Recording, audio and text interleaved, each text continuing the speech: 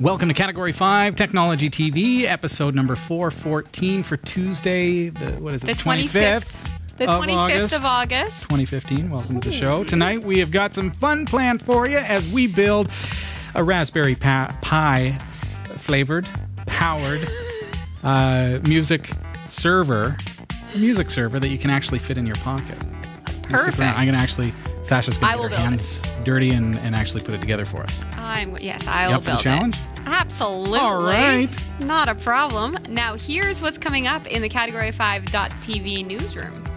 A Formula One fan has had his wish of a new Bionic hand fulfilled after sending a letter to the boss of Mercedes GP Petronas team. A new social site promises to learn your posting behavior and develop an AI to post as you. Lenovo is up to their old tricks, this time embedding malware into the computer BIOS, making it impossible to remove by traditional means. And featuring 44 of Google's 90 browser languages, Google Translate for Android Wear bridges the language divide for travelers. And Stephen Colbert's Late Show will feature some tech heavyweights in its first week on air. Stick around, the full details are coming up later in the show. This is Category 5 Technology TV. Starring Sasha Dermatis,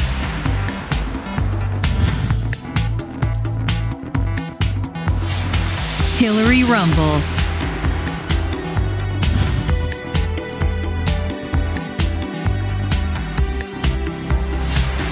Krista Wells,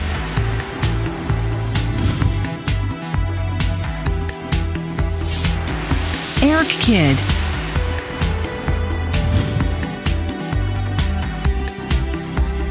and your host, Robbie Ferguson.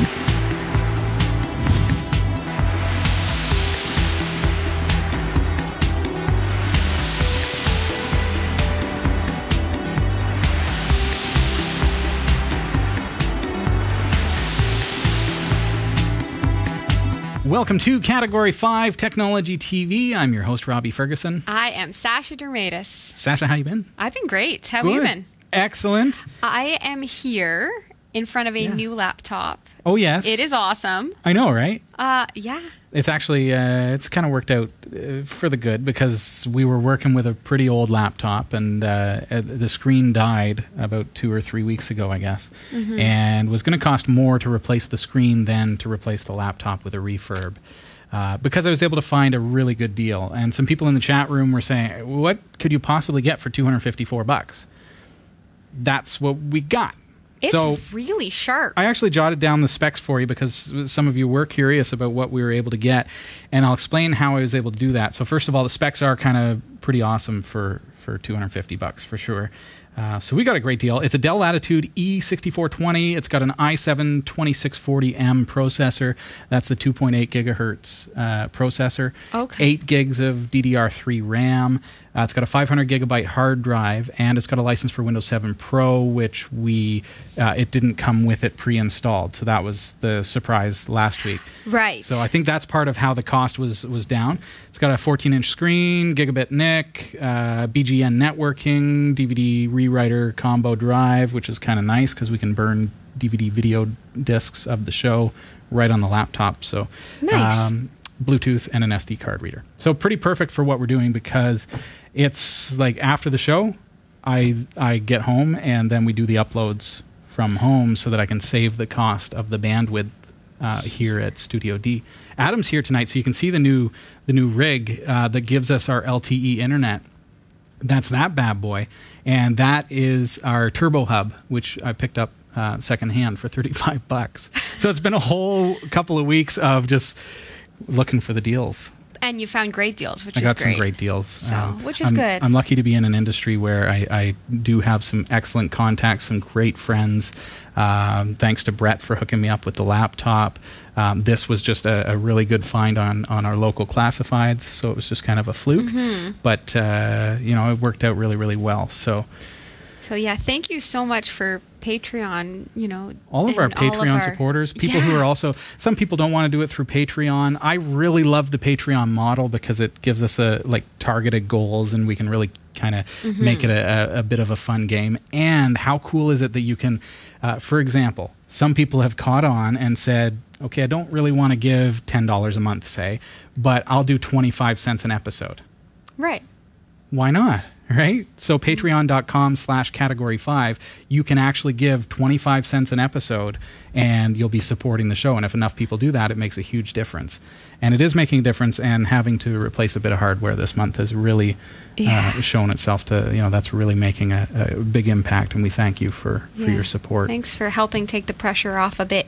Last week we had a big rainfall, eh? Yeah. Remember during the show, just near the end of the show, I said, wow, it's really starting to come down out there. Cats and dogs at Cat 5. Everybody that was going out got drenched. How wet was it? It was pretty wet. Full on bath, shower time. By the time I got to my car, I was soaked. So I am here a little bit later than everyone else, kind of wrapping up and getting the files together, getting the audio dubbing and all that stuff. And by the time I got out, there was over a foot of water in our parking lot. I was afraid of pulling out. So I actually got a video of that storm, and it's up on our Backstage Pass. If you've got a Roku, make sure you go into our special features Backstage Pass, and you'll see how bad that storm really was. It was crazy. I want to get a Roku. You need a Roku. I need a Roku, and then I need to do an episode on Try It, Buy It. I think so. We've got some exciting stuff for Try It, Buy It, too, and it's building and building, and we're going to be shooting some new stuff. We've got the show coming soon as well. Awesome. So lots of cool stuff coming up. Robbie, before we get further, I need to say that Category5.tv is a member of the Tech Podcast Network. If it's tech, it's here. cat5.tv/TPN. And the International Association of Internet Broadcasters, cat5.tv/IAIB. Awesome. Okay, I want to say hey in our chat room to Sparkly Balls, who is there joining us, helping us beta test the channel that has been being put together by Nate UK for the Kodi platform. Right. Oh yeah, I saw. Pretty much. I saw a screenshot. I know. Yeah. We saw screenshots in the chat room. So get into the chat room, find out more. Hal Field is away from keyboard, but hopefully watching the show. Welcome and nice to see you. Also see Nua and Old Salt joining us again tonight. Welcome. Good. Smokey Joe. And Tally's here in studio. Excited to be joining the chat room. Right. And also there's been talk that Tally is getting a little older now, and she's tempted and working on some show ideas. For a children-centric video game show. So that could be coming to the Category 5 TV network. Is that right? Yeah. Somehow that reminds me. Remember the Crocodile Hunter? I do. Not that not that you're the Crocodile Hunter, because that ended badly. But his daughter has a new show. Oh, yeah? His young daughter ended up with her own new show. She's probably old now. I hope she's not doing the same thing as Dad. She might be. Oh, dear. What? It's a generational curse, I suppose. Yeah, well. Much like computer tech. It's a calling. Well, there's not much risk in that. No. The Raspberry Pi has got me. Speaking of the Raspberry Pi. I know. I've got a Model B Plus here because I wanted to show you, what we're going to do tonight is going to work on that. But we're going to actually be working with a Raspberry Pi 2. And the reason for that is because they've sent us one to show you a kit that is available through our shop. You can go to cat5.tv/pi, and you'll be able to pick up one of these kits. So can we get into it? Yes. Want to take a look? Yes. Okay. Pi being P-I, not P-I-E. I'm going to take a risk and throw away my notes. You are? Gently there. Yeah, because we've got an overhead cam tonight so that we can actually demo for you everything that we've got here in the kit. So, let's see what we got. Okay, so this comes to us from Vilros. And like I say, you can go to cat5.tv/pi. P-I, not P-I-E. We're ready for either one. I like pumpkin pie, personally. Well, Raspberry Pi is good, except the seeds get caught in my teeth. Yes. But this is... So what is Raspberry Pi as far as the computer system goes? It's basically a portable, very, very tiny, I should say, a microcomputer. So no screen. No screen built in. I mean, you can get a little like touch screen for it. You can get a case that has a built-in touch screen if you really wanted to, but it's got HDMI output. Is this similar then to like what GoPro is to cameras? Like you could get a little tiny screen and have like a little tiny computer? If you wanted to say this is, a tiny version of a bigger thing, then yeah, I guess. I don't know. More, I would say like a limitless multimedia little device. Like you think of a Roku, and then say, well, what if I could actually build my own and put Kodi on it, XBMC, and build my own multimedia platform? Right. Get onto Amazon using our link. Get a little wireless remote control, for example. You can do all that stuff. So the Raspberry Pi, if we can get into it, is just this little itty-bitty computer. And it just looks like a circuit board, doesn't it? Mm-hmm. There it is. So that's your computer. It's got the processor, it's got a gig of RAM, it's got everything that you need to get started. It's got HDMI output, so that's your what video that is out. there. Yeah. That's your power. That's USB. Okay. So micro USB, that's going to give you power. This is HDMI output. This is 3.5 millimeter, aka quarter-inch audio output. So that's your stereo audio. Okay. So if you're not using the audio from the HDMI, for example, you can use the output from this, and we're gonna look at that. Over on this side, this is the Raspberry Pi 2 Model B. As you can see from the box there, it's got the Ethernet. Okay, 4 USB ports. Can I ask you a really horrible question? You can ask me terrible questions. Ethernet. Yeah. Is that like the dial-up thing? Is that like... It's not a modem. I don't know. What's Ethernet? What? Ethernet is your Sorry, internet, high-speed everybody, to internet, let you down. internet connection. Okay. So Gotcha. your Ethernet cable, the big RJ45 that gives you internet, that plugs into the router, that kind of thing, gives you internet, Okay. right? So I'm picking up what you're laying all down. right. Yeah, you got it? I got this. Okay. Reading your mail. It's your internet. That's what's going to give you networking. Okay. And typically, if you're going to connect this to a network so that you can use the files, you're going to need You're that. going to need that. It doesn't have built-in Wi-Fi. So you... Okay. Right? So you really have to go Ethernet, or I'm going to show you what's in the kit. We do have Wi-Fi for you as well. Perfect. You sighed like you were going to say something. It has that new computer smell. You notice that? Smell. You can smell that. It does. It really does. I don't know that I love the new computer smell. I love the new it's book been sprayed smell. down with. Okay. It's been... Yeah. Ooh. So let's define the outline of our project a little bit here. Okay. We want to build an audio server that fits in our pocket. That's requirement number 1, hence the Raspberry Pi.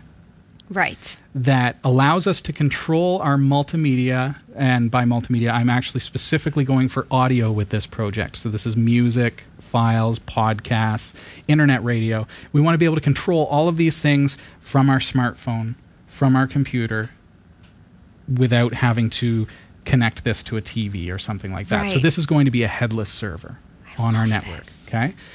And the other requirement for this is that it is going to be able to play a ton of different file formats. So we're not going to hit any snags with the type of file that we're using. And I want to take it one step further and be able to program playlists from my device. So for example, if I've got a lot of Christmas music at Christmas time, I don't want those songs coming up in the middle of July. Right. I want to have the ability to control playlists. So this could be your own little portable DJ, really. It really is. Yeah. Now, the final requirement, thinking portable or portability, the final requirement is that I would like this to be able to get the music from my network. So if I've got an Unraid server that's got all of our CDs ripped into it, I want to be able to access them from this device without having to put the music on this device. Right. Okay. Okay. That said, it does have USB, so we should also, through the confines of this project, be able to put any music on, say, an 8 gig flash drive, stick it in there, and have access to that in a portable fashion. Correct. And become Okay. DJs. Okay, That's so right. those are the confines that I want to put on this project. It's a 3-part series. We're starting tonight with the build itself. Sound good? Am I part of every part of this? You want to be? Yeah. All right. Okay. Okay, so first of all, okay, we're going to get into this kit. I know you're anxious to open this up. This is the Vilros kit that you can get at cat5.tv/pi. Before we do, you notice one of the things that I mentioned is that it has the 1/8" audio output. Because this is an audio rig that we're doing, we are going to use the audio output that's built into the Raspberry Pi. You know that Raspberry Pis have been notorious for bad audio quality. Those are some of the earlier models. They have improved it. So I'm really hopeful that we will be able to do this without having to buy a separate card, which we can do if it comes down to it. But where would you put that? We're going to try. It goes onto this bay here, so it plugs in here. Okay. So we want to use the onboard audio and be able to do it that way. That's the plan. So this cable is not included in the kit, but it is available for only like $2 in our shop as well at that same link. And all it does is it takes that kind of headphone jack, see? Yeah. And turns it into RCA so you can plug it into your stereo, into a PA system, something like that. Okay. So then once this is all built and put together, that goes into the headphone jack and you're ready to plug in. Bingo bango. Yeah. Okay. You want to rip into it? Yes. Let's see what's in the. Let's see what's in the box. Can I just say, on a girly side of things, Yes. look at that cute little pie on there. Oh, look at the cute little pie. It's like it's a raspberry. Look at the cute little raspberry. You guys want to see this? It's really cute. She's going on about the logo. The little logo on there. Oh, it's so adorable. Look at that. Just want to cuddle it. It just changes everything. Okay, so here we you've are. Okay, get this. Let's see. Okay, so we've got a 2,000 milliamp power adapter. Okay. It's going to give us power. Can I just rip it? Yeah, just rip it. Oh, I know you just got your nails done. I know. Just for this episode alone. Okay, so it's the AC adapter. Yeah, it's 2,000 milliamp okay. power adapter, and as I say, that's going to go into the USB here, and that's going to power our computer. How come we didn't? You want here, me to you help? do that Here, one. Okay, I don't want you to. She's going to break a nail, and then we're never going to hear the end of it. Okay, I win. What is this? HDMI cable. HDMI Okay, cable. look at all the trash. This is recyclable, right? Okay. Here's our case. This is what the computer is going to go in. That's how big this whole computer is going to be. That is nice. Yeah. See, that's similar to, like one of those camera things, like the SJ. The SJ4000 that is actually above our heads. Can you see that, Adam? Because for those of you who are wondering, hey, how are they getting that upper shot? That is actually an SJ4000 from our shop, cat5.tv/actioncam, USB output. Yes. How do you like that? It's awesome. You can turn your SJ4000 to an underwater camera with a case like that. Yeah, but you can turn it into a Wirecast camera source for live video and do product demonstrations in 720p. Nice. Okay, so this is the Wi-Fi adapter that you have just unwrapped. So this is a nice little Etamax Wi-Fi adapter. So if you want to use Wi-Fi, you can do that, and it just plugs into the USB. There. Nice. Now your Raspberry Pi has Wi-Fi. What else you got? Oh, heat These sinks. are like, I was going to say that. They're you were probably gonna say they're cute, aren't you? Yes. They're so cute. They're so small. Little heat sinks. Are they made of aluminum? Aluminum. Aluminum. And the heat sinks dissipate heat, so that this will go on the processor, for example, right? So right. It's got a double-sided tacky kind of tape. It's really weird working with a camera above your head because everything's a little bit backward. So this is going to stick on there, and then we've got another one to go on to the other chip here, which if I look really closely, I don't know if my eyes can... No, my eyes can't do it. Not anymore. So those are going to keep the chips from getting too hot. It's going to improve performance because the processors are not going to be as hot as they would be without the heat sinks. Right. So, and it gives it a cool little look. A question about this micro SD. Yeah. So why is there a tiny, tiny micro SD chip and then the adapter? Why wouldn't they just give me a bigger... Okay, so on the bottom of the Raspberry Pi, you see the micro SD port. So this is where your card goes. Basically, the hard drive is a micro SD card. So they give you one of these along with the kit, and this is an HCI card, so it's super fast. It's going to give you the best performance possible. This is the 8 gig card, and it comes with Noobs already installed. That's the operating system for the Raspberry Pi. It's to get you started. You don't have to use it. We're not going to use it, but it is a good way to get started. And then that chip just goes in there, and now that's your hard drive. Okay, so this is for something else altogether. So when you want to copy files to this, or if you want to actually install the image of the operating system, so it comes with Noobs installed, but if you want to change it, we're going to actually be using this when we install the operating system next week. This goes in here and turns it into a full-sized SD card so that your camera card reader in your computer can take that card. Well, golly. Well, golly, eh? That is... So it's pretty sleek. Pretty sleek. So this is all included in the kit, everything you see here, along with the HDMI cable. Now, I've also gone and ordered an HDMI to DVI adapter so that we can then connect this thing, if we wanted to a DVI computer screen rather than an HDMI TV. Okay, what's a DVI computer screen? DVI is the digital video interface. Okay, perfect. So Raspberry Pi does not have analog video output. It's all digital. So if you want to connect any video, any monitor, it has to be a digital monitor. So HDMI or DVI. An HDMI to VGA cable adapter, unless it has some kind of magical wiring inside some circuit board that converts it to a digital signal, it's not going to work because there is no analog signal coming off of this board. Right. Okay.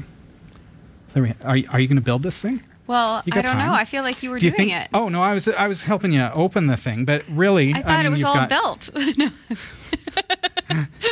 Okay, so we've got this. Okay. There you go. I'm going to see if you can open that without breaking it, because this is the moment of truth, right?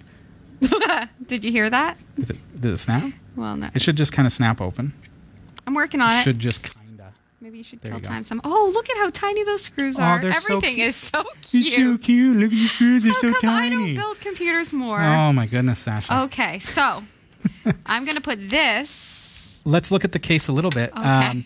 If I may, it looks pretty good. It's got air vents, but it's got also, I like that it has these kind of screw holes so that you could screw it in and mount it on a wall or on something. What are you gasping at? Is something small and cute? Okay, no, something is commonsensical. And I don't know if you can see it, but it it tells you on the case where HDMI, each thing goes. Right. So audio, HDMI, it says GPIO,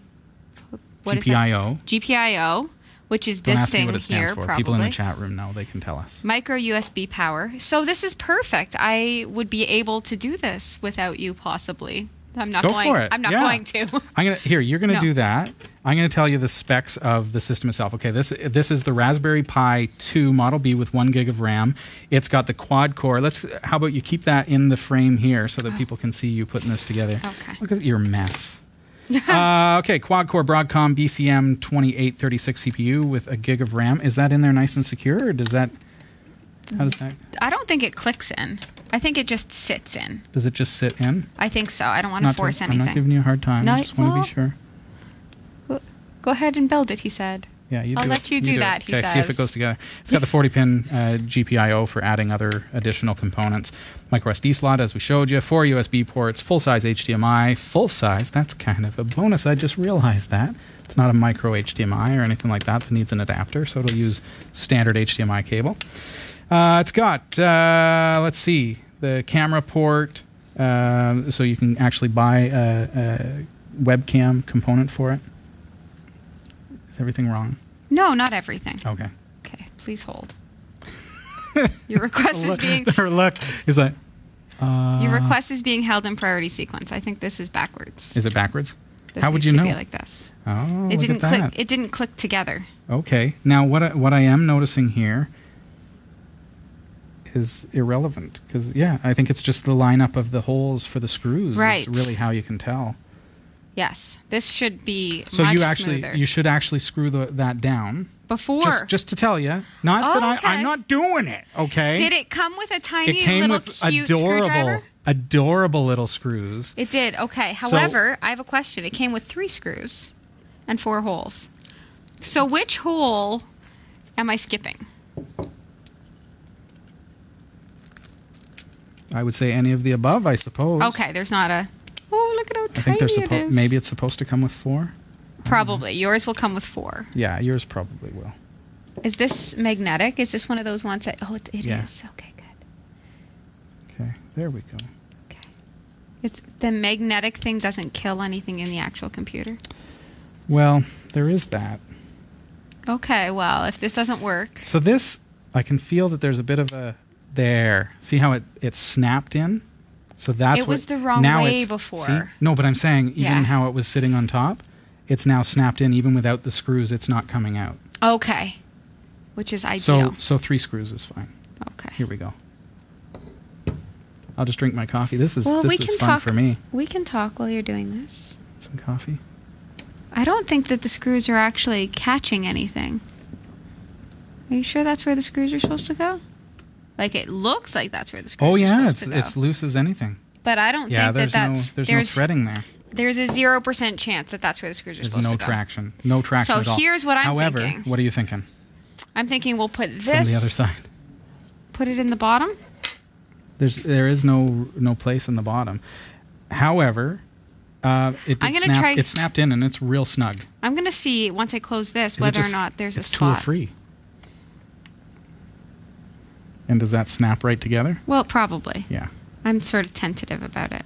I don't want to break anything. Okay, will you snap it with your man hands? No, if my man hands? Good golly. Nope, can't do it. Uh-oh. I always just take my time and I look and I say, okay, so the clip is on the inside. So, okay. So my case has to go in such a way that those are on the inside of the chassis. Here we go. And then it just kind of snaps in. Nothing to it. Oh, see? That's what I was doing. You don't want to force anything like that, because if you do, then yeah, you're going to break some plastic and then it won't hold together. But that is solid. Like that's not coming undone. That's not falling out or anything like that. See these little holes here? Are these for the screws? No. But then, no, the screws are redundant. The screws are irrelevant. They're just here to be adorable. They're so tiny, everybody. They're so cute. Have you seen these screws? They make me look like a giant. So tiny. Okay. So itty. I can't even tell where they... So itty bitty. Okay, so I just built a computer. Is that it? Is that it? You're done? I think so. That's it. The end. So the next step for us, that's... Okay, so if that's really how easy it was easy, right? It was really easy, except for that part. So now, of course, we've got the heat sinks, which I would like to put on there. That's... Oopsie. You skipped ahead to step 3, Sasha. Oopsie daisy. Which is okay. So I do want to add those, though. Is there a way? Is there a way to get in once you've already snapped it together? Maybe we can play it like Operation and just get in there with a tiny pair of tweezers. What kind of music are we adding, Adam? We can do dubstep. Dubstep. Okay. Oh, yeah. Okay, so I just kind of got my dainty little manicured nails in here. And pry just a little bit. So it's doable? It is doable. I just don't want to crack it. This is some good TV. You know what? The heat sinks actually feel a little cool to the touch. They are. That's why they're so good, because they're going to actually draw the heat from the chips. Very cool. Yeah. I meant the scariest one. Yeah. This is the one that doesn't want to give way because it's right next to the... This is true suspense. Port. There we go. Okay. So. We're just backing up just a little bit. Okay, I'm going to peel these. You want to get... Okay, I'm going to let you do this. So yeah, this is... The little one, the cutest one goes on the cutest chip there. The most adorable chip. I know. There we go. Okay, give it a little nice little push. Nicely done. Well, thank you. Nice and straight, yeah. This is good. Okay, and then this one, I just want to make sure. Do you want them to be pointed the same way? Do you want them sideways? Do you want some style? Is this my choice? This is, like you have stylistic licensing here. I think we'll go this way for this one. Alrighty. And I'll just square it up Nice. here. Nice. Press it down. There we go. And they're on. Swell. And then you can go ahead. Then you want me to get that back on there? Okay. So that goes on here. There. Now we have a Raspberry Pi 2 already set to go. This is from the kit at cat5.tv/pi. We've got the wireless adapter, which we can put in there. There we go. And we're set to go. That is amazing. I like it. Power cable? Like that I did it. Like, I feel like I should buy one of these now. There's the power cable. And it's just got HDMI output, right? So it's a computer that now is ready to go. You see the case has an opening for the micro SD slot. So if you were wondering, okay, well, now that you've put it together, how are we going to put the card in? It's right in the bottom here. Yeah. So we're going to be able to play around with noobs. We're going to be able to try the software that we're going to be experimenting with over the next couple of episodes. Now, Sasha, you want to be involved in this, so I do want to be involved in this. May not be next week. It may be the following week. Right. So how many of you now are watching this and really want one of these? Because that's kind of where I am now. I don't even know what the end result is, but I feel pretty accomplished. So let's at this briefly, point. Just to give you an idea of what we can do with the Raspberry Pi 2. It's a powerful enough little system that we can build a web server. This can host a website. This can be connected to your TV and run all of your TV shows and all of your programming that way, right? This can be an internet-connected device that you can just browse the web on a big screen TV if you wanted to. Or you could use this in an environment, say an office environment where you want to do presentations. You can install LibreOffice, the presentation version, the software, Impress, and then use it for PowerPoint slideshows and things like that. So, say you didn't get this laptop. Could you have instead... Yeah, say you didn't do this. Could you have instead... Used something like this and just hooked it up to a screen? No, because the laptop for me represents video production. Gotcha. So this is not a computer that is powerful enough for that. This would be more comparable performance-wise to, say, a smartphone. Gotcha. So you can install, you could put some apps and things on it, you can put some games on it, you can do some really, really fun things, but realistically, compared to a full-fledged i7 computer, that's going to outperform.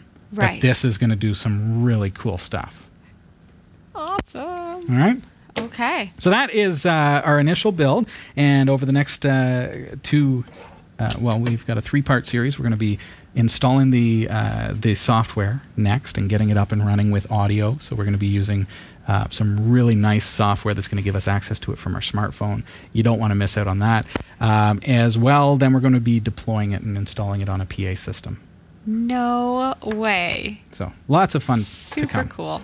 If you wouldn't mind cleaning up this desk while I head over to the newsroom. What a mess. Look at you. All this plastic. That's right. Recycle. Let's head on over to the newsroom if you're ready over there. I am almost ready. Almost ready? It's a far walk. Yeah. It's a big studio here, Studio D. Look at this mess. Look at it. All right. Oh, are you ready? Okay. I am ready. Off to the newsroom. Here is Sasha Dermatis. It's Tuesday, August 25th, 2015, and here are the stories we're covering this week. Mercedes has answered a teenager's request for help by providing him with a new bionic hand. Continue posting to social media even after you've died. It's now possible thanks to the creepiest social media innovation we can remember. Lenovo is up to their old tricks, this time embedding malware in the computer BIOS, making it impossible to remove by traditional means. Featuring 44 of Google's 90 browser languages, Google Translate for Android Wear bridges the language divide for travelers. And could Stephen Colbert want to bring tech to late night? If his first week's guests are any indication, it looks like we've got some interesting tech discussions about to take place. These stories are coming right up. Don't go anywhere. You've got mad skills. Now hone them. Learn new skills or improve your existing ones with online video tutorials and training from lynda.com through our special link at cat5.tv/lynda. Learn software, technology, creative, and business skills you can use today to help you achieve your professional goals. Join today and start learning. We'll give you this chance to try it absolutely free with unlimited access to all of the courses.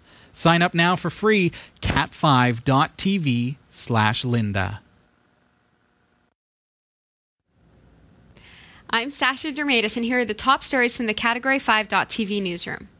Matthew James, a 14-year-old from Berkshire, UK, was born without a left hand. He was fitted with a bionic version, which he described as being like a claw, and his dream was for a more sophisticated device, but they cost a small fortune. Matthew had his eye on an eye-limb pulse from Touch Bionics, a firm in Scotland. His family had raised some money, but nowhere near the £30,000 needed. Hoy. He decided to ask Ross Braun for help after the F1 boss visited his school. I'd like to say, wow, the F1 boss visited this kid's school? Awesome. In a letter, Matthew offered to have his hand sponsored by Mercedes in exchange for help. Matthew was invited for a tour of the Mercedes factory while a member of the F1 team made contact with Touch Bionics. The two organizations agreed to share technology which is used in both the car and the bionic arm. As a part of the deal, the £25,000 fee to fit the hand and train Matthew to use it was waived. Mercedes is helping to fundraise the rest. Matthew said his old hand was a simple open and close mechanism like a claw, while the new one has 5 individual motors in each finger, and therefore each finger can move individually. The arm was fitted a little more than a week ago, and he's still getting used to it. But he can already open jars and carry cups of tea. He reports that he's discovered one downside to having his new bionic hand. He says, "Unfortunately, I'm having to do more chores."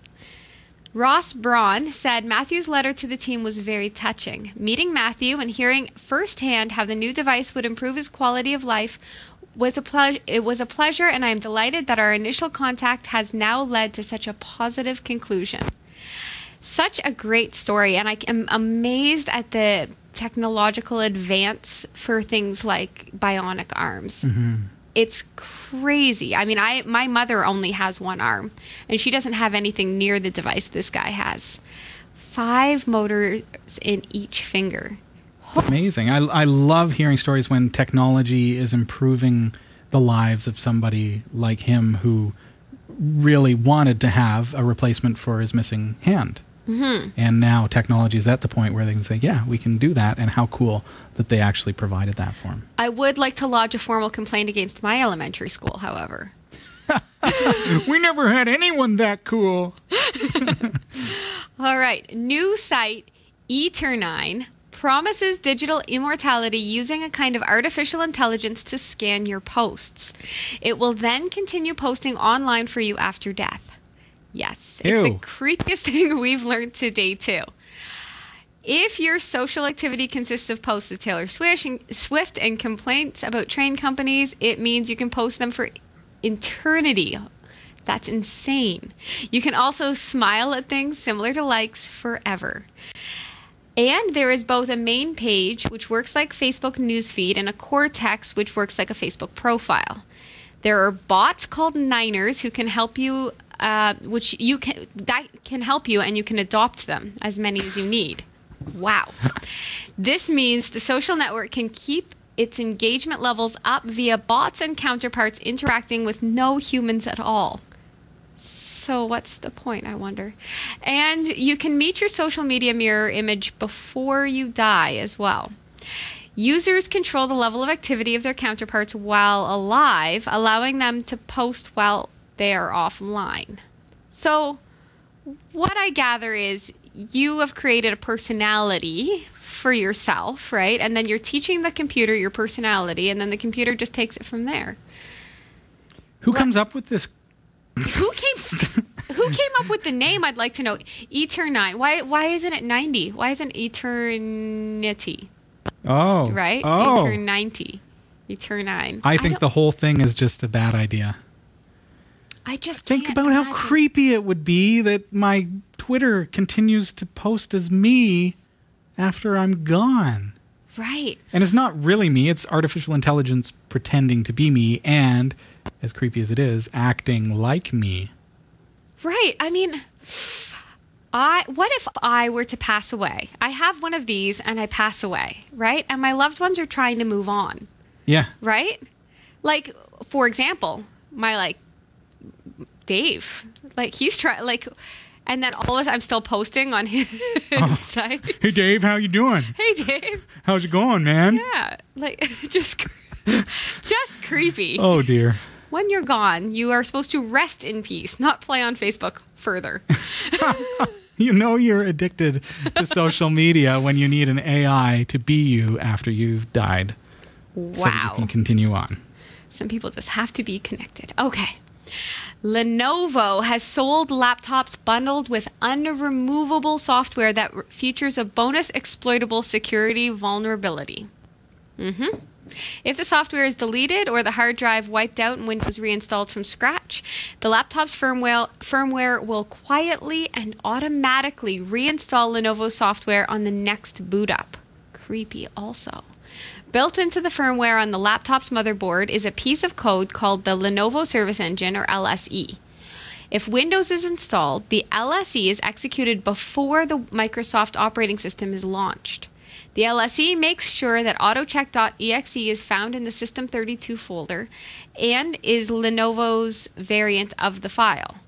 If Microsoft's official version is there, it is moved out of the way and replaced. The executable is run during startup and is supposed to check the computer's file system to make sure it's free of any corruption. It sounds corrupt themselves. Lenovo's variant of this system file ensures that Lenovo update.exe and Lenovo check.exe are present in the operating system's System32 directory. Wow. And if not, it will copy the executables into that directory during boot up. So if you uninstall or delete these programs, this is the worst part, the LSE in the firmware will bring them back during the next power on or reboot. So you could delete them, imagine that they're gone, and if you don't check again, they're there, just hanging out in the background. To pull this off, the LSE exploits Microsoft's Windows Platform Binary Table feature. This allows PC manufacturers and corporate IT to inject drivers, programs, and other files into the Windows operating system from the motherboard firmware. But a tool quietly released on July 31st will uninstall the engine if it is present on your machine. It is available for download on Lenovo's support site. So they offered a fix. That's a good thing. Yeah. I don't know that I would trust going to their website at this point. Doesn't that raise a serious red flag as far as that feature goes? Like, okay, they're using it to deploy their software and keep it persistent. What about a virus or some malware that is that's taking control of your system or monitoring? Yeah, so if you were able to hack into that, right? Now, whatever it is, what malicious file that you've put on tagged along that, or I don't know how it works exactly, but it just would keep reinstalling even if you thought you deleted it. Mm-hmm. That's not cool, Lenovo. Definitely not cool. Thanks for offering us a fix. Quietly. This keeps happening. Sorry, we did this again. Here's a fix. We got caught. Here's a Band-Aid. Yeah, so now that we got caught, we'll have to remove it. Yeah. Okay, cool watch happening here. Google Translate has arrived for people with Android smartwatches. Using the voice-to-text command, a wearer can say in their language what they'd like to communicate. Choose another language and hear their request translated into that tongue. Digital readouts on the wrist will provide the same words in the written form to help with the exchange. This application works quickly, translating a chosen phrase from one language to another in seconds, provided there's a good signal. It will still suffer the same problems of automated translation, but can certainly help bridge the gap of simple questions, asking for directions to the restroom, or getting help in an emergency. I can imagine some of the funny little things it might accidentally misinterpret, but This is great. And the app is designed to work both ways. So the person wearing the Android device turns the watch between themselves and the one they're speaking to, and the app automatically switches between languages, moving back and forth between speakers. How cool is that? You don't even need to learn the language of the person you're getting to know. And if you're traveling to somewhere like China where there are so many different languages, as you say, and so you've got this watch and you can speak in English, and then as you turn it toward them, it switches to their language. And then you turn it back to you and it shows you what they said in English. That's cool. That's smart. It's so smart. It can also, I bet you, it wouldn't be allowed during French exams here. I feel like none of those smartwatches during your French tests. It can also analyze voice to identify the language a speaker is using. Though not necessary when you're traveling in France or the United States, this can be an extra helpful capability for people traveling in countries like China, Malaysia, or the Philippines, where locals might speak one or two of up to a dozen languages. Yes. So it can just automatically sense, I guess, with the tonal languages, which dialects, I suppose. Yeah. And being able to, I guess it makes sense. Google does a pretty fair job of detecting anyways. Mm-hmm. And once it samples enough of a voice pattern, it can figure out, okay, well, what language are they speaking based on the auto detection that it's been able to, speech to text and then convert. This is such a smart little gadget. Love it. The application is brand new and currently features 44 of the 90 languages Google's browser translator covers. The Android Wear will require an internet connection to access the application, though it won't have to connect to a phone.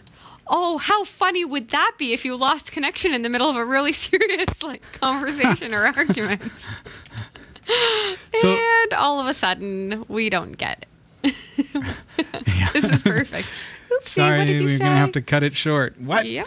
So this is actually an app for Android Wear. So not even a particular device, but actually just an app that you can pop in there and you're good to go. I love it. How awesome is that? You know what would take the anxiety out of traveling to a new place? Because some people, I'm sure, don't travel abroad because they're really worried about the communication issues, right? Even here in Canada, I mean, you go to Quebec and a lot of people, even those who can speak English, will refuse in Quebec to speak English because we're holding on to our culture here. You're in our area, we're going to speak our language. So, and that's probably similar in other areas of the world, right? So to go there and be able to communicate can really assist. But I think also you'll learn a lot.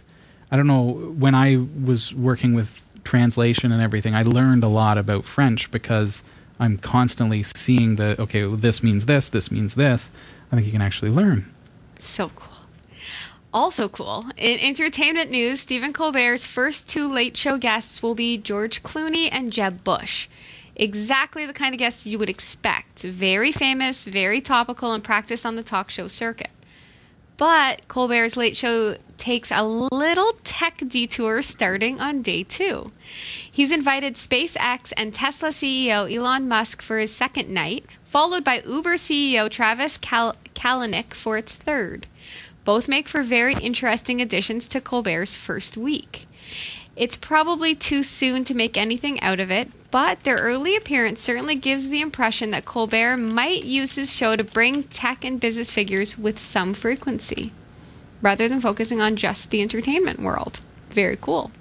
Talk show hosts generally keep conversations with their guests as friendly as possible. They're holding conversations more than interviews. But with Colbert coming from a politically oriented background, it'll be interesting to see if he brings a more critical voice to discussions with candidates and controversial figures. Ooh. Colbert's Late Show debuts Tuesday, September 8th, exactly 2 weeks from tonight. Now I'm really interested in watching. Wow. Okay. Big thanks this week to Roy W. Nash and our community of viewers for submitting stories to us. If you found a news story you would like to send, email it to newsroom@category5.tv. For all your tech news with a slight Linux bias, visit the Category5.tv newsroom at newsroom.category5.tv. For the Category5.tv newsroom, I'm Sasha Dermatis. Thanks, Sasha. This is Category 5 Technology TV. I'm your host, Robbie Ferguson. Sasha's here with me. Hope you're having a fun night. It's episode number 414, and it's Tuesday. It is Tuesday, August 25th. Best night ever. I know. Okay, we got some viewer questions that have come in. Let me get right into the viewer questions. Greetings to everybody. Yes. Kiwi Tux and Life of Pi. Nice to see you again. And Old Agamotto. Salt. Yeah, I said Old Salt. Nice to see you. Bob K54 and Alpec. I know. I have a question here from Old Salt. Awesome. So there you have it. All right. It says, "Hi, Robbie and crew. I know this sounds paranoid, but I recently read an article that said the U.S. government and Microsoft are working together to spy on us." What? I know, right? U.S. government and Microsoft? Together? Supposedly, Microsoft embedded spyware deep into Windows 8 so the government could spy on people. Do you know if there's any truth to this? And also, if it is true, did they do the same with Windows 10? And is this a good reason for people to switch to Linux?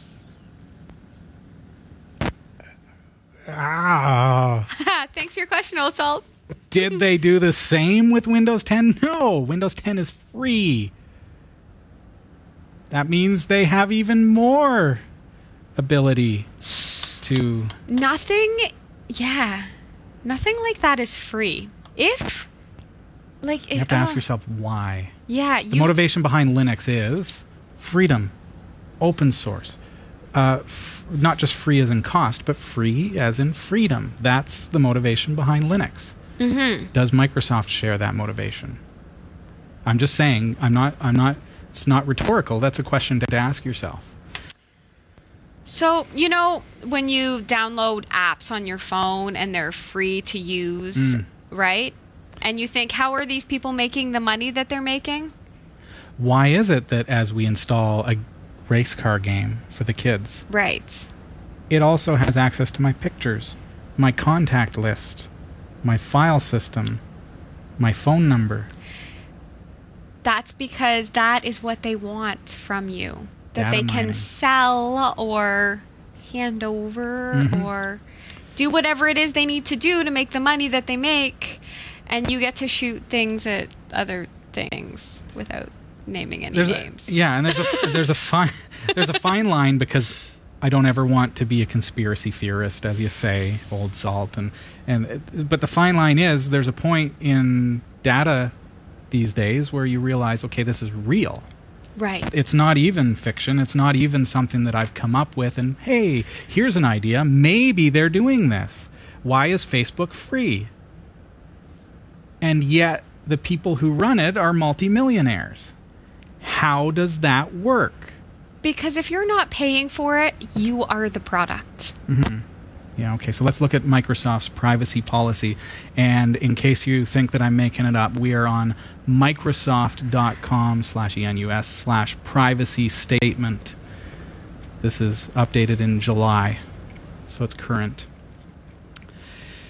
Do a quick Control F with me, and let's do a search for the word finally, because they've gone through 40 some odd pages of stuff that you may or may not have read, and then they say, finally, let's get down to the meat of it. This is Microsoft's agreement. I have not changed pages. I just did a Control F for the word finally. Okay. Finally, we will access, disclose, preserve. That means they're going to hold on to personal data, including your content, such as the content of your emails, other private communications, or files in private folders. So if I have files on my hard drive in private folders, I am authorizing Microsoft to retain those. We will access, disclose, and preserve these things. Yes. This is in the Microsoft agreement that you're signing when you install Windows 10. Okay. When we have a good faith belief that doing so is necessary to, so this is their justification, comply with applicable law or respond to valid legal process, including from law enforcement or other government agencies, NSA, things like that. Protect our customers, for example, to prevent spam or attempts to defraud users of the services, or to help prevent the loss of life or serious injury to anyone, so if they suspect you're a terrorist. Operate and maintain the security of our services, including to prevent or stop an attack on your computer system or networks, or protect the rights or property of Microsoft, including enforcing the terms governing the use of the services. However, if we receive information indicating that someone is using our services to traffic in stolen intellectual or physical property of Microsoft, we will not inspect a customer's private content ourselves, but we may refer the matter to law enforcement. So remember that within that blanket, they are accessing, disclosing, sharing, and preserving, saving, retaining your personal data. That's what they've said. Right. In the privacy agreement. Yes. Not a conspiracy theory, a fact. That's what they are doing. Which, in some cases, has led to the arrest of people doing malicious things. So, Sure, I mean, in yeah. sometimes the information that they retain can be used to help put people that deserve to be behind bars. In other situations, people who are doing nothing wrong at all, their information is, retained. And this is where, that sounds fine, right? Because I don't do anything illegal. I don't have to worry about that I'm going to get caught for anything. But the fact is that this governing body is watching, and you're giving them authorization to do so. Somebody hacks that service, you get the whole scenario of, the celebrities whose nude photos from their phones got leaked because someone hacked into iCloud. Right. Well, Microsoft is able to also get their credit card information when they enter it into Amazon. They're able to get everything. That's where there's a differentiation here, because Microsoft is the operating system. So it's not Google. Google does similar practices. However, they are a search engine, and they are YouTube, and they are services that you go to and you use. Microsoft is your operating system. Right. From the moment you say go, you are now in their monitoring service. So what does Linux have versus like Microsoft? Does Linux have something like this? Like that? No, I mean Linux is open source, right? So people can go in and they can actually see the code that creates the operating system of Linux, right? So as soon as anything creeps in that looks a little suspicious, that it might be spying on you, somebody flags it and says, "Hey, somebody interjected something here." And it's happened where somebody has tried to put something in to be malicious or to monitor people's code, and it was found out within a day. And then the new kernel patch comes out and it's fixed. So they're certainly not doing it as a company. You're not going to find that kind of stuff going on. Thank goodness that the Linux community of users watches Linux for me, because I would not know. I would not know. I barely know what normal code looks like, let alone malicious code. .exe, that's all I know. Wait a minute, this one has the comment, "This is malicious code." Yes. I wonder if it's malicious. If the code ends with moi, then I know it's bad. Insert evil code here. Control V. Okay. So I hope that helps answer your question. Not to get all... This is unfortunately the world that we live in, but my concern here, the difference, is Facebook you log into. You decide to give them the information. Google, same thing. You decide to share that information. Windows, you do not decide. Everything that you do on your computer, they monitor, they store, and they can share, disclose. That's the difference to me. That is crazy. Yeah. Scary and crazy. But it's free. So you can install it and then air gap. What's that? Disconnect. Get offline. Never connect it to the internet. Remove the Wi-Fi card. Oh. Put a liquid cooling system in it. Whatever it takes. That's the only way you're safe anymore, really. Oy, oy. Okay. Thanks for the question, Old Salt. Yeah, thanks, buddy. I have a question about one of the store links. So it's the VoIP. The VoIP. What do we have? Net Talk. Do we have that in our store? Yes. Okay. So it says shop.category5.tv. Yes. Is our online store.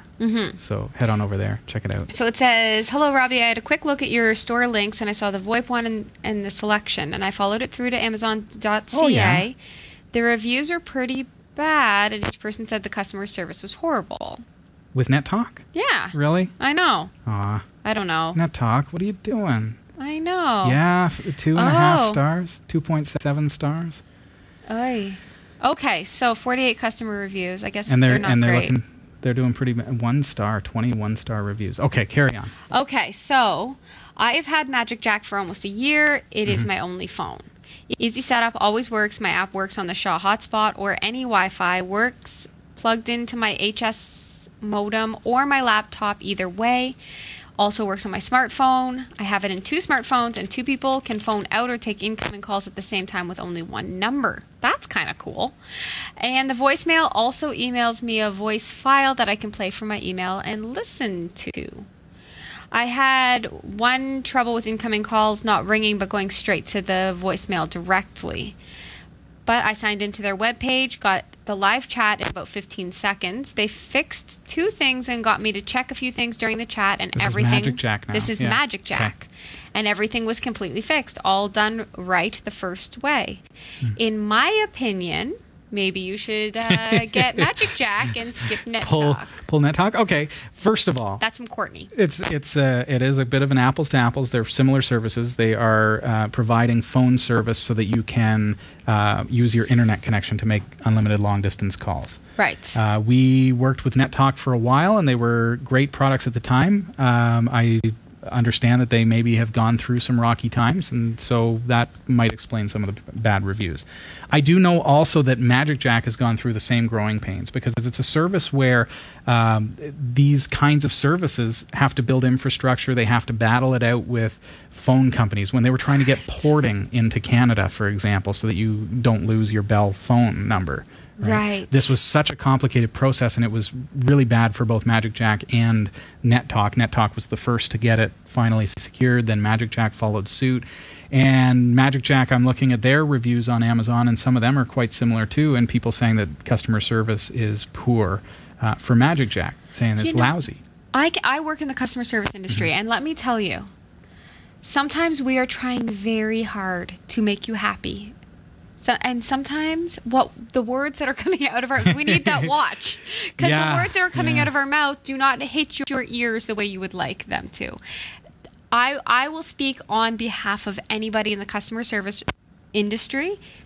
Sometimes the problem...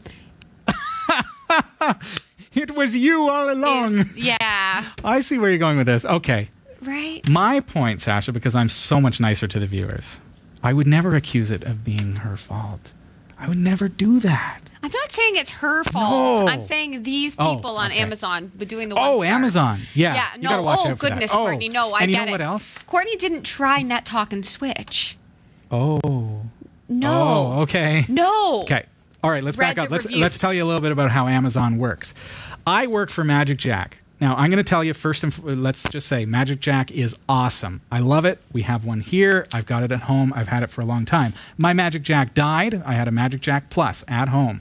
I got online because I didn't have phone service, right? So I went to their website, magicjack.com. I went to the live chat with the operator and said what my problem was. And they said, try this, try that. And I tried it and it didn't work. And they said, okay, we're sending you a new one.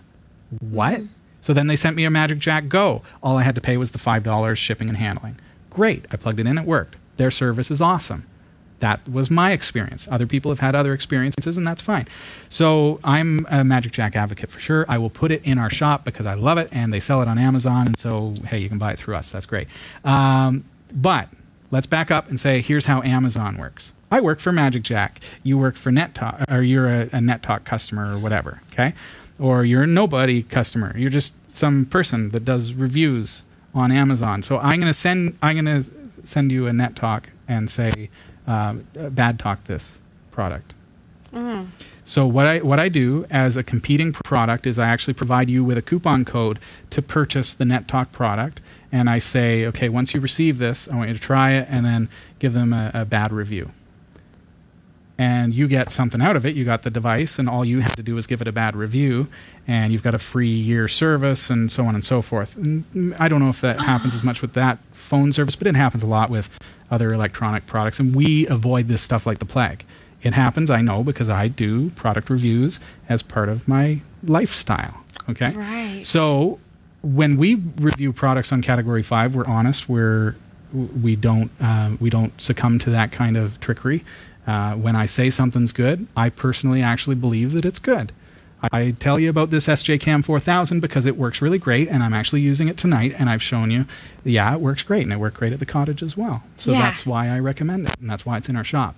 Net Talk was great at the time. So you got to watch Amazon reviews because they're not all real. Right. You can usually spot when they're not real.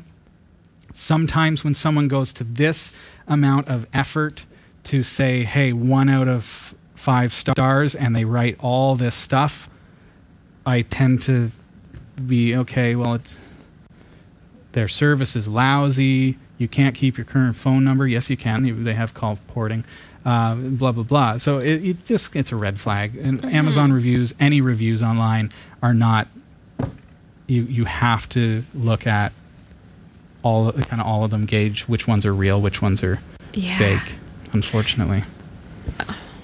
Well, good luck with that. I do agree Magic Jack is probably the better of the two. Personally, that's my opinion, and I can say that. But that's not to say NetTalk is awful or 1 out of 5 stars. It's just my opinion. It is what it is. So I'll have them in the store for you. Thanks. Sorry, I badmouthed the people badmouthing. They're all fake anyways. They're all fake. All these people with their 1-star reviews for NetTalk and Magic Jack. They're bitter. I'm a sensitive They're probably paying customer Bell. service representative. Yeah, these people work for Bell. They pay $80 for their phone service per month. I pay $2. I can call anywhere, anywhen. Perfect. Yeah. You can call us. Call us. 2545 Cat5 TV because it also supports vanity numbers. All right, that's it for this week. It's been fun. We maybe even went a little overtime. Yeah, well, there you have it. Your download's a little large this week, guys. Sorry about that. Thanks, Adam, for being here. Sasha, good to see you. Thank you. Tally over there. We will see you next week. Night, everybody. Don't forget, check out Nate UK's GitHub page and get a hold of that Cody channel. We'll see you next week. Night. We hope you enjoyed the show. Category 5 TV broadcasts live from Barrie, Ontario, Canada every Tuesday at 7 p.m. Eastern. If you're watching this on demand or through cable TV, check out the local show times in your area at category5.tv and find out when you can watch live and interact in the community chat room. Category 5 is a production of Prodigy Digital Solutions and is licensed under Creative Commons Attribution 2.5 Canada. We'll see you next time. Thanks for tuning in.